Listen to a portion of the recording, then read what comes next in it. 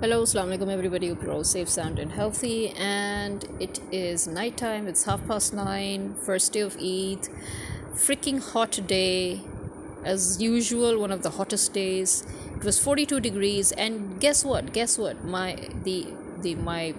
laptop, my PC's weather was showing 40 degrees, mostly cloudy. I'm like, what the frack? First of all, it's 42 degrees, not 40. And second, where is it cloudy? And third, how can you have 40 degrees with mostly cloudy weather? Where the frack is that kind of a weather? I mean, where does that exist? Where are your freaking satellites? Where are you getting your freaking visuals from? I've never heard of 40 degrees with mostly cloudy. All I know is that I've been sweating non-stop because today is the day, as usual, whenever it's one of the hottest days, that is the day that I have to live in misery without my AC. It's amazing. It's just amazing. It shows you that God exists because nobody can be so sadistic and so torturous than God, the Almighty Himself, isn't it? And here we all are. Yes, and I'm not in a good mood. And in fact, when I started out this podcast, to be honest, I started out with a lot of F words being thrown about. And I had to delete it at the end of the day because I was like, let's just try to be civil. Okay, I'm not in the mood, but I'll try. Now, first of all, okay, you know what? Vloggers that are going around always thinking that it's excellent content to talk about how we met and how he proposed to me. Please keep that to yourself because I am sure as hell not interested in how you met, who you met, why you met, where you met, and how you ended up proposing to each other. Okay, I'm not interested. In fact, most of the time, I'm not even interested in your wedding vlogs because, to be honest, it's not everybody's. How do I put it this way? Not everybody is good enough to make a good wedding vlog where you get the good, real good parts, skip the bad parts, Most of you all, I'm sorry to say, just end up cringing the bejesus out of me. Okay, you may think it's very natural, it's very raw. I don't know. I am a very original, very natural, very raw kind of a person. I get it. I'm a writer and I am by qualification a producer, but excuse me. No, please, thank you. Don't. Do a better job at editing. Better yet, just show what your pros have done. Everybody's got a pro at their wedding, recording it all, filming it all, making a freaking movie out of it, That's been the trend for decades. So you know what? Might as well just show their clips, okay? Because seriously, I cannot get any more cringed than I already get. And that's why I don't actually see people's vlogs, and for this very reason. Look, as I've said it 1,000 times before, I'm not interested in people's private, personal details. I feel secondhand embarrassment even sometimes, okay? And I feel that especially those who have a very professional content going on, just keep it there. Keep your boundaries. Don't move the line, okay? Listen, people have nothing better to do in life. Everybody wants to keep their own privacy, but everybody wants to poke at others' privacies. It's not going to help you to try to cater to their demands. What will help you is to put down those boundaries, okay? They can ask whatever the bejesus it is that they want to ask. You just keep your boundaries. You set them, you keep them, okay? And those who have a problem, better for them to leave you. Seriously. I mean, that is why I don't even have a proper I have a proper YouTube channel, but the reason I don't advertise, market, or anything is that I don't even care about it because to me, it's not even something that's important to me. The only reason I have it is because some of my former students forced me to have it. And also because I have friends who prefer listening to my podcast on YouTube. And that's it. Otherwise, I get all my listeners on my actual podcast domain, and I don't give a frack about YouTube, to be honest. Okay, so there we are. And you know what? When you're always complaining about Gen Z, just being all out, showing their whole freaking personal lives out, no, you're the culprit too. Our generation is a much bigger culprit. Like, seriously, we were born knowing the importance of privacy. Okay, the internet came much later in our lives. We had a lot of things to do before the internet decided to just take up all our lives.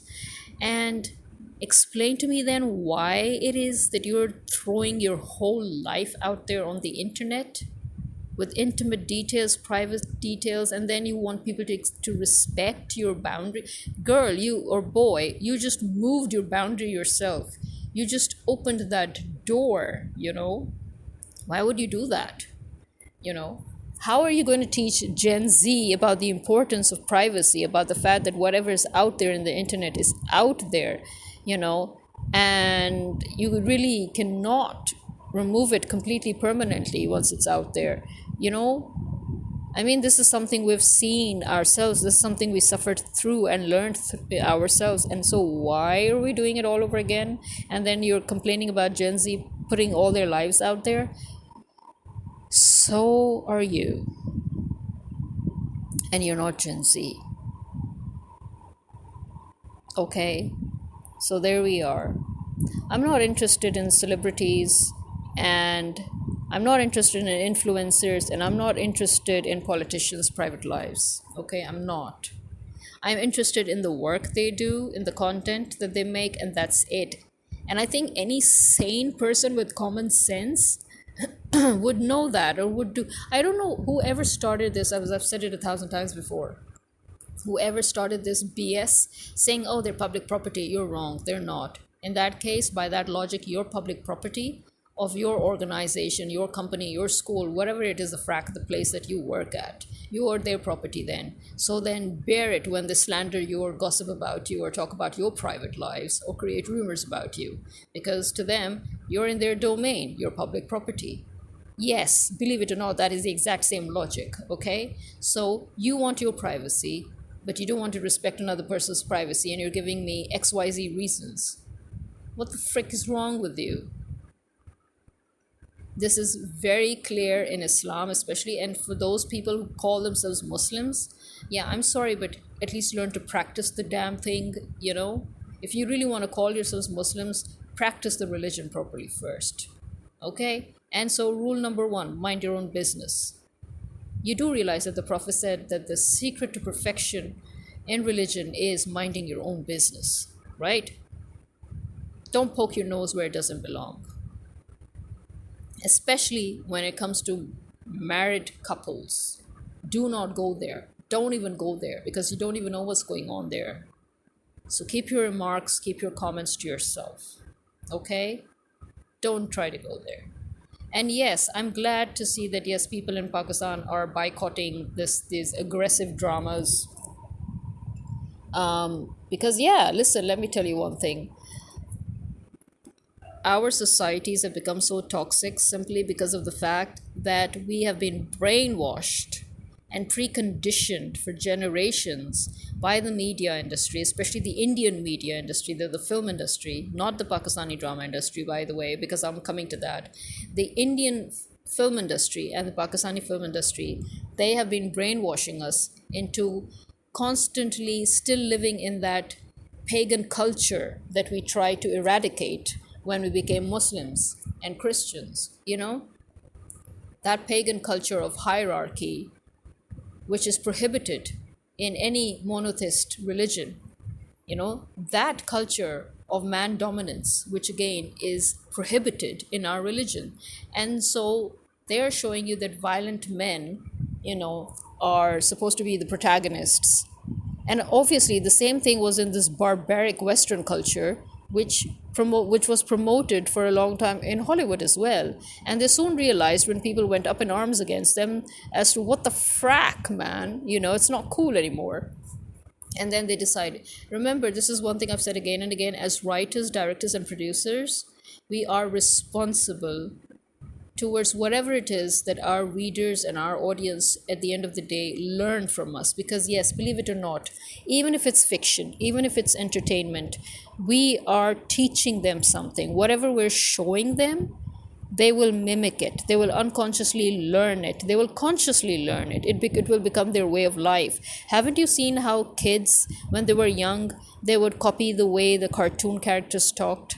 Have you forgotten all that? Have you forgotten how we used to just, you know, grit our teeth and say, oh my God, can somebody please teach them how to speak Urdu or English properly once again? Like human beings. You're not cartoon characters, you're human beings. Talk like human beings. Remember that? Yeah. It never ends. We're constantly drinking in information, and we are consciously and unconsciously making all of that a part of us and our lives and our thought processes. So yes, when people are up in arms now about the new trending dramas, which is, as I said, I've been complaining about Pakistani dramas for more than a decade anyway, so now you can see why. You see, the things that I talked about 15 years ago, they're coming to pass with a vengeance right now, where regression, civilizational regression. You know why Pakistani dramas were very, very popular? Why the whole world wanted to always watch Pakistani dramas? I know it's still popular and people are still dying over it, and especially the Indian audience is overwhelming. But you know why the Indian audience was always overwhelming? Is because we had family dramas. We had dramas that people could sit with their families and watch comfortably. And we had dramas that literally drove the right kind of education, the right kind of awareness. We had literary dramas. We had amazing female protagonists, strong female protagonists. We had positive, constructive dramas. We had moral of the story dramas. We had deep dramas. We had amazing shit, okay? And now we have actual shit. I'm sorry, but it's actual shit. I mean, if you've been exposed to PTV and STN dramas, you know this is shit. And that is why I refused to write. I'm sorry, that's why I refused to write for the local media. I'm like, listen, the whole pride of Pakistani dramas was what we had, and you're trying to drown all of that into this rubbish trash? No, thank you. And this is, see, now they've brought out the ultimate trash. This is the ultimate regression of a society. And then now you're sitting and wondering about why young influencers are being stalked, and then being, when the guys are trying to force themselves on them, when they reject them, then they get killed. Now you're wondering why this is happening, why crime is becoming the norm, why it's becoming so rampant.